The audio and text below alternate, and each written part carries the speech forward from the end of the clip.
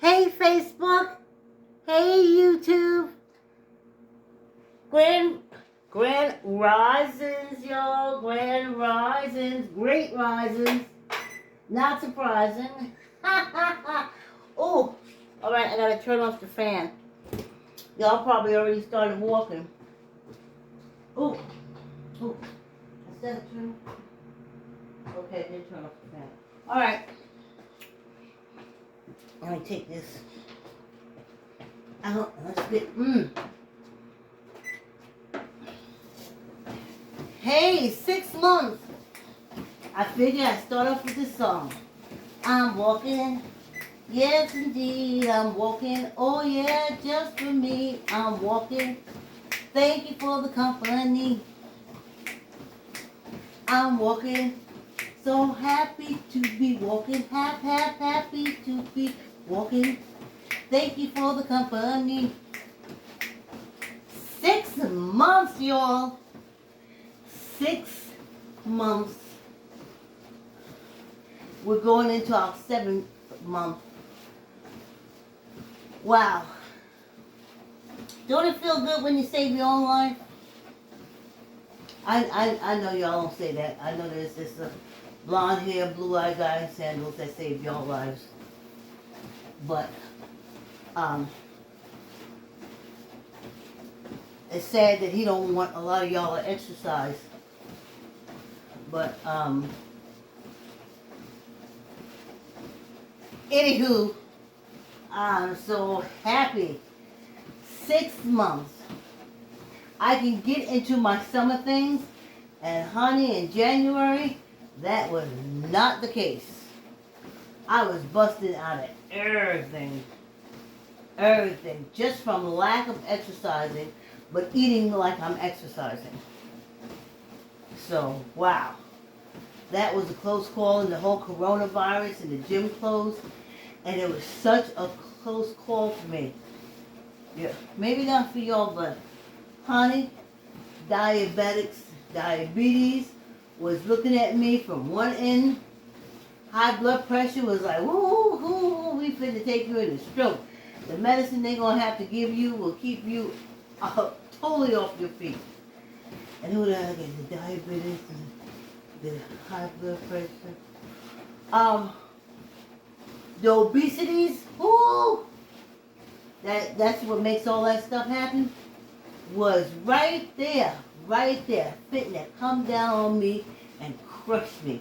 And something said, just start walking. And I ran. If you go back to those first tapes, I spent 2 months running. I was running from the diabetes. I was running from the high blood pressure. I was running from the obesity. I was running. Go back and look at them. I ran 5 minutes for every walk section. We slowed down now, honey. It's summer. It is summer. It's different. In the wintertime, the air is crisp. You're moving because it's cold, so you want to get that move on. But in the summertime, the living is easy. For me. So yeah. 6 months. For y'all who've been walking with me, pat yourself on the back. That's why I sung that song. Because if you did it, you can sing that song with me. You've been listening to that song for 6 months, though I changed it up. This is how it originally was. Let me see if I remember how it originally was. I'm walking. Yes, indeed, I'm walking. Oh, yeah, just for me. I'm walking. Thank you for the company. I'm walking. Yes, indeed, I'm walking. Yes, indeed, I'm walking. Thank you for the company. But then, as it got like to the 3rd month and the 4th month, it started changing. I think I gotta go back on that thing, but I'm quite sure, because I'm singing it, but, you know. So it went to this. I'm walking. Yes, indeed, I'm walking. Oh, yeah, just for me, I'm walking. Thank you for the company. Hey, great risings, Canada. I'm walking. So happy to be walking. Happy to be walking. Thank you for the company. See? That's what happened when I got to that third or fourth month. I was like, we just happy to be walking. Happy to be moving. Happy to be living. Happy to be loving as itself. I know a lot of y'all don't believe that. And so forgiving of self, by self, for self. It's beautiful. And I'm here at the 6th month. I tell you, back in December, it was looking even sketchy that I would make it to the 6th month. I would probably be in some hospital. They'd be done using insulin as like the silent drip. Whoo! All of them. Trust me, I'd have attracted all the racist doctors in there. So it wouldn't have been long before I was died. Toe off, nail off, finger off, eyeballs hanging to the side. So I knew my days was numbered. And something kept walking out. And like I said, go back and look at those first days. What if Forrest was the life of Forrest Gump? Wherever I was going, I was running. I was running, y'all. Yes, good. Running. Whew. And now I can fit back into my summer clothes. It ain't all stretching out and stuff. I don't feel that heaviness that I was feeling back then, like a weight.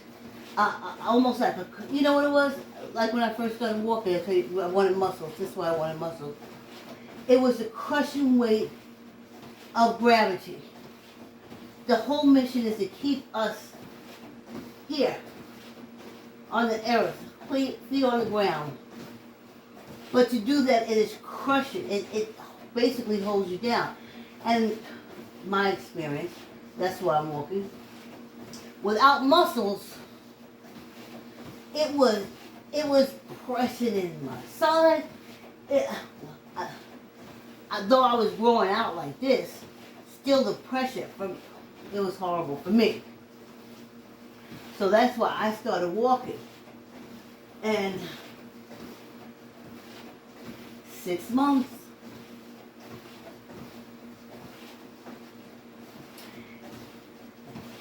Diane, Joan, Mary, Ezo, every day came in to blow me a kiss or something, especially Diane, Joan, and Mary.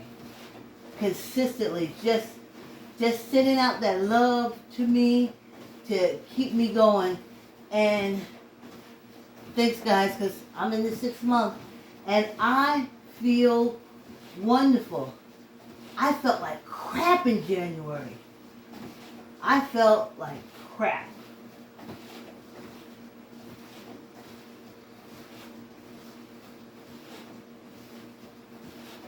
But no more. No more. I feel wonderful. Happy with my ankles. That's something. I tell you, I always had like these little ankles. And I was like, oh, your legs are so shapely.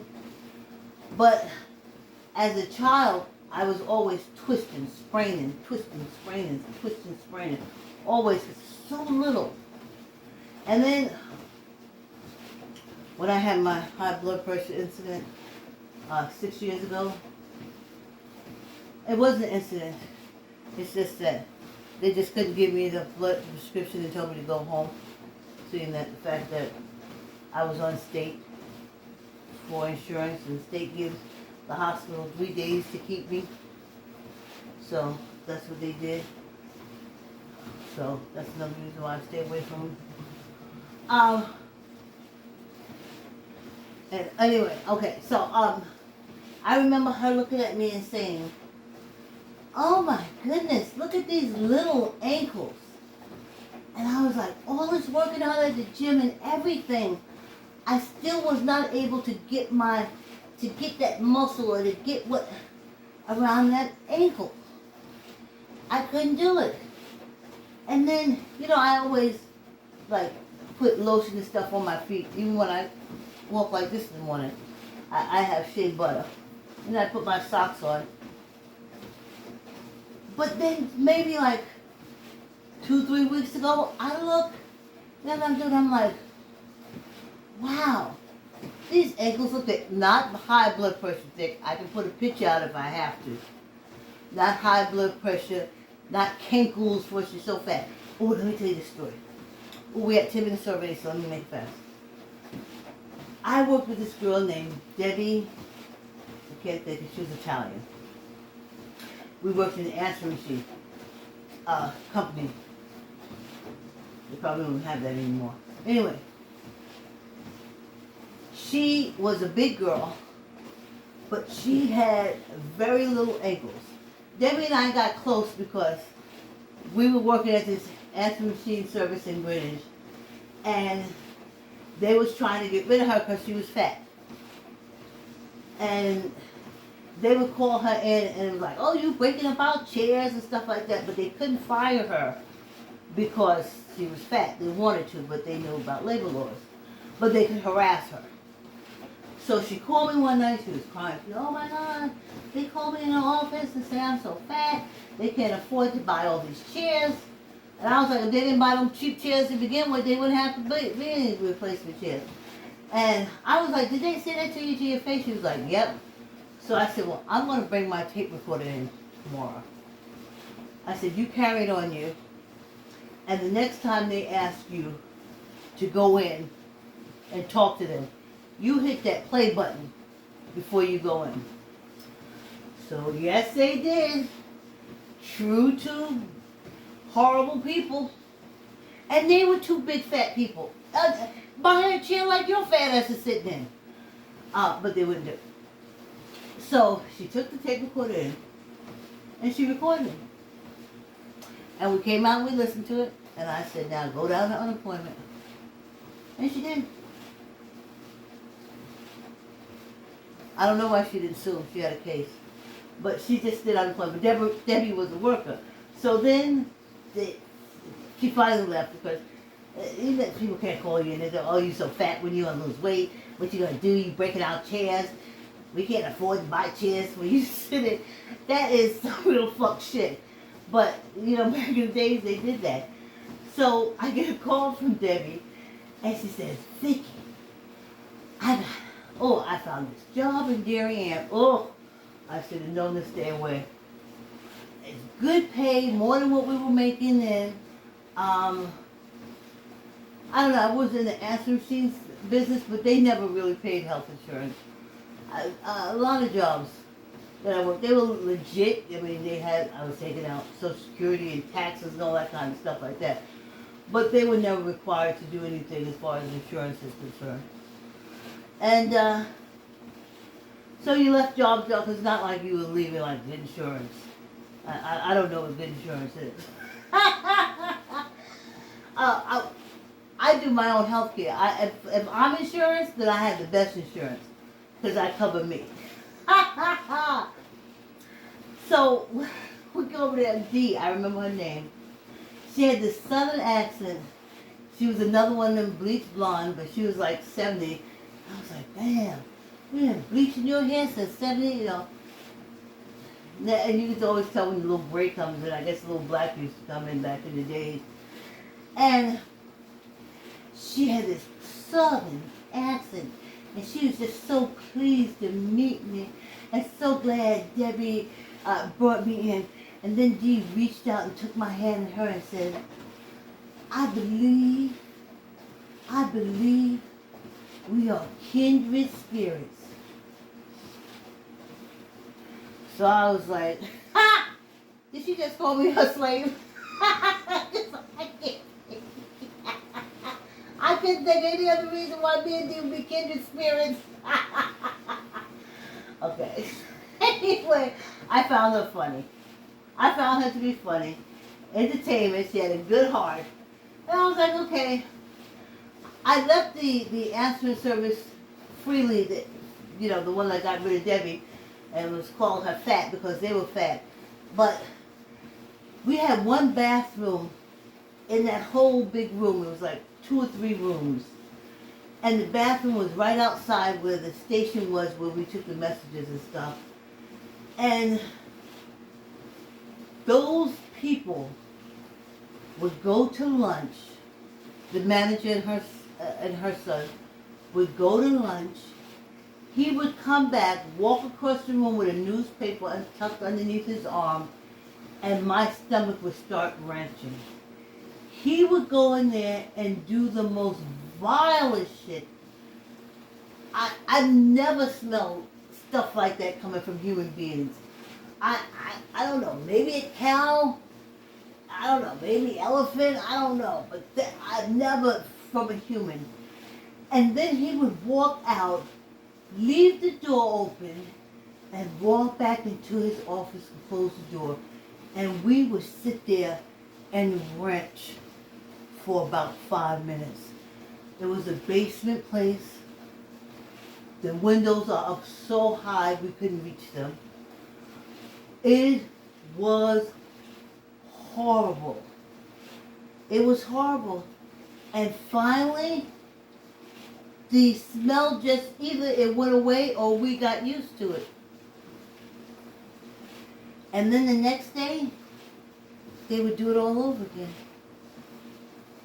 I couldn't believe it. I could not believe it. So when Debbie called me, okay, they paid good, all right? They paid good. They paid better, but they paid good. And snowstorms and stuff like that, they come and pick you up. They also was the type that if you stayed over, they feed you and stuff like that. The supervisors, they had company cars. So, you see, they were really nice. But just that bathroom thing. So when David called me and told me about Dee and Darien, I said, okay. So I went up there because I started the whole story with Debbie and the ankles. Oh, look, we already into it. If we were going fast, we were already into our 5-minute thing. I didn't do my commercial. I'm doing my commercial at the end. And so I get there and he tells me, you and I are just like kindred spirits. I was like, okay. So I'm working for Dee at 4 to 12. Not a problem. The last train that will get me out of Darien and down to Greenwich or Port Chester, where I'd have to walk 1.5 miles home at night. So I'm very grateful for life, honey. I can't even tell. I am grateful. Happy to be walking. Happy to be alive. So I had to catch like the 12:10. That was the last train. I think the next, not the last. I think the next one would be like 1 something. In Darien, whew. Let me tell you something. Whew. So, not a problem. But, well, yeah, problem. I'm running for the train. I have to always, every night I have to beg to get off early because I can't, just so I don't miss this train. So, I leave there and I have to walk down the main drag, run, because I'm running to the train. And of course, I drew the police's attention, the Darien police. And they would stop me and ask me for ID. What am I doing here? I'm like, trying to take the train. I just gotta walk with that. And I would always almost run up the stairs and fall into the train. So I was like, oh, maybe this is not such a good idea. And they would stop me because they knew where I was. So finally, I told Dee about it. I said, you know what? I can't do this, Darien. They see me all the time. They've asked me where I'm coming from. I told them I work around here. But they still won't stop stopping me. I'm not staying up here with these white cops. So Dee said, oh, you didn't know about the back way? So I was like, what back way, Dee? she liked the back way where you don't have to take the main drag. So I get out of work, I walk around all in the dark at 12 o'clock at night. The train station and the parking lot, like the parking lot stopped like a block from where Dee's building was. So I had to walk out the back of the building, nothing but forestry, walk around the back, to come through the parking lot, totally empty, hardly any lights, to walk down through the parking lot. But here's the catch, I'm in the southbound lane. I have to walk down the street, so I have to be on the main drag anyway, just to go under the overpass and up the stairs. So the first couple of nights, I was good. And I would get to those stairs, and I would look around, make sure there was no cops as best I can. I would just run down the stairs, go to the other side, and run up the stairs. Wait for the train to come. But then, they became aware of me sitting on the platform by myself. So then the Darien police would come and ask me what was I doing at that time of night, sitting on the platform by myself, waiting for the train. And I was like, going home. I work at executive answering service, and I work from 4 to 12, and I'm catching my train, and I'm going home. I live in Greenwich. Here's my ID. And then they would go. And then they would do it again. So I started paying my girlfriend. I was like, could you come over here, come up here and pick me up? Could you just come and get me? I can't do this anymore. And in between, these checks started bouncing. So you almost had to get to work at 9 o'clock in the morning on payday, so you can race to the bank so you can have your check cashed. If you didn't do that, your check could take maybe 1 to 2 days to become liquid. So, okay, getting back to Debbie. So we're at Dee's, and I love Debbie, a big girl, but with really nice ankles. So I always looked at them. I like ankles.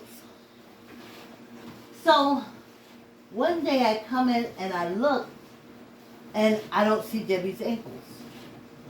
Nope, I don't see her. I see this, like this blob of fat, like just fell down over her heel and the back of her shoe, and I was caught off guard. I said, Debbie, what happened to your ankles? She said, I don't know. I knew what it was. Dee fed us. Dee fed us. Because she didn't want us to ever leave the phones. So she didn't want you to take a break to go out and buy food. She always ordered breakfast. She didn't want you to eat outside. She wanted you to eat through your break. So she always ordered lunch. And if you did the night shift, she didn't want you going out trying to get dinner. She wanted coverage. So she'd buy you dinner. And Debbie ate. Because Debbie came to Dee's. She did the 8 to 4, the 4 to 12. And she ate. And she sat. And she ate. And she sat. And she got so big that fat came down over her ankles. So I don't have that kind of fat ankles. I have muscle type. That muscle is developing all the way down to my Achilles heel, from my shin all the way down. And that's what this whole long story was about. How my ankles, they are thickening up. But not because I'm fat or overweight. It's because I'm walking slow. And I don't know from walking slow. This is really my first time really trying to walk slow. I'm always going, And though I'm old now and may not look like I'm going, in my mind I'm swooshing. Now my body might not be swooshing, but in my mind I'm swooshing. I'm like whoosh, like Adam's aunt. Did I just tell my age? Superman, who's quick? Who's quick? Quick rubber bro. Did I just also tell my age? So I like the way the ankles look. Ta-da! Hey, let's do some finger things.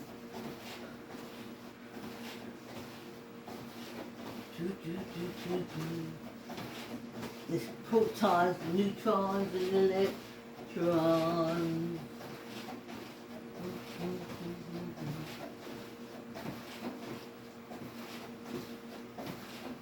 And I was thinking, Mary teases me about my subjects that I talk about when I walk. She made me think that when I used to be with Paul at Planet Fitness, and the things I used to listen to him say, but as long as the time was passing, I didn't care.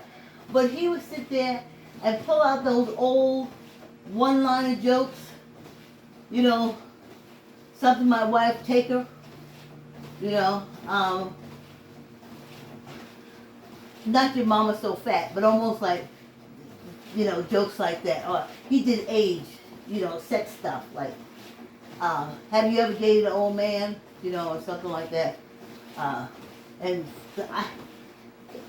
It's great walking with him because he talks and you just listen, you laugh on cue, and you just keep walking, and the next thing you know, time's gone.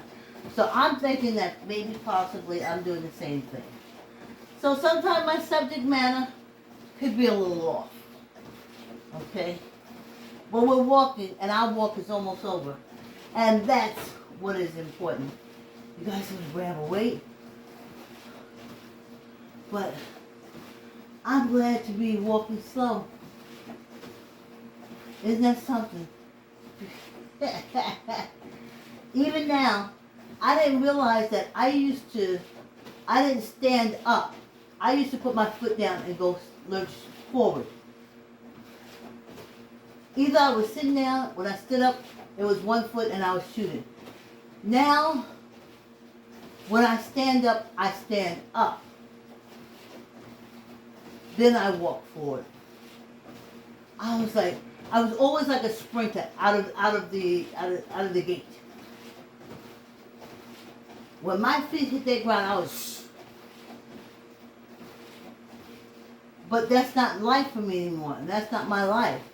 So I'm glad summer came through and I slowed down this walk. Okay, tuck in your elbows and your gut, but it's summertime, honey. I ain't holding you to it. Whew. I wish I was in Maine or something like that. Maybe somewhere with, you know, like not artificial air. Somewhere where you open the window and that cool air just comes in and your whole body absorbs it and it's wonderful. Let's do 10.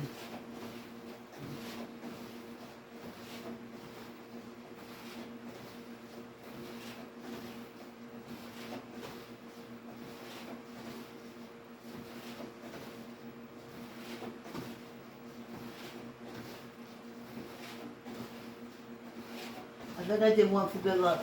Hey, YouTube, y'all hit that bell and subscribe, please. Thank you. And tell a friend. I'm sure there's old family members y'all want to get up and moving. Y'all can trip together and get a treadmill and she can meet us here. You can put that video on and all she got to do is, this is all we have to do to survive is to keep moving for at least a half hour or more. Just to keep moving. Okay, tuck in your arm. I guess you to squeeze your gut. How do you guys like that Chinese thing? Oh, it is wonderful. I can see it working on me in this short amount of time. My body, even when, sorry, you gotta have them do this. 10. 1, 2, 3, 4, 5, 6, 7, 8, 9, 10. One for good luck. Yeah! Woohoo! 6 months in. Doo-doo-doo. We've been walking for 6 months in. Doo-doo-doo. Okay, short-term goals was this half hour. Shorter-term goals was a week. Medium-term goal was a month. Medium-term goal, 2 months. Huge goal, half a year. Half a year's walking, brought to you by I Like to Say Yes. Keep the word yes in your child's vocabulary by reading I Like to Say Yes to your child. You can buy I Like to Say Yes from Archway Publishing, Barnes & Nobles, and Amazon. Thank you. Whoa! 6 months. For those who will be joining me tomorrow, I'll complete 6 months. But how awesome is that? I hope y'all feel as wonderful as I do. We don't let nothing stop us. Thanks for joining me, YouTube. See you tomorrow. Remember to subscribe. Hit the bell.